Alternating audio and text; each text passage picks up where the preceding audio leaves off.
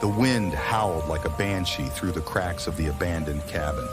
Rain lashed against the boarded windows, each drop a tiny drumbeat against the fragile barrier between you and the encroaching storm.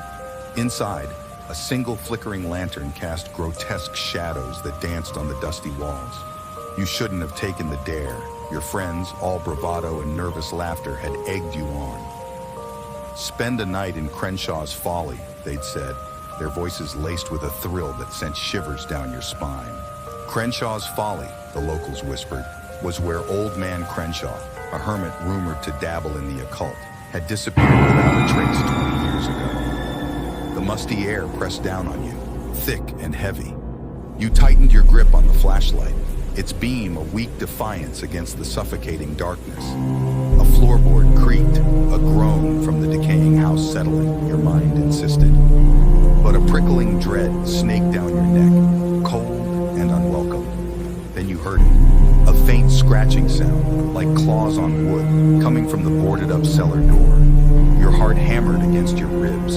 It was the wind, you told yourself, a cruel trick of acoustics. But the sound grew insistent, a frantic scraping that clawed at your sanity.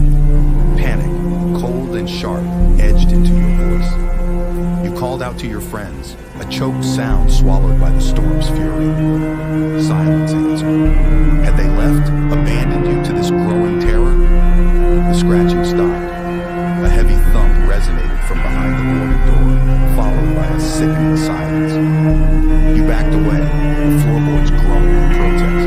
A single cold drop splashed on your neck. You looked up, the lantern sputtering and dying. Plunge into darkness. Terror, primal and raw, flooded you. You fumbled for the flashlight, the beam cutting a weak path through the inky blackness. A low moan echoed through the room, sending chills skittering down your spine. The moan rose, morphing into a guttural growl that vibrated in your bones. Something moved in the darkness just beyond the flashlight's reach, a shape, shifting and unnatural. The air grew thick, the stench of decay overwhelming. You stumbled back, your foot catching on a loose floorboard. You crashed to the ground, the flashlight clattering out of reach. Blind and terrified, you scrambled on the rough wood, hands outstretched. They brushed against something cold and damp, something that yielded under your touch. Ah oui, c'est temps.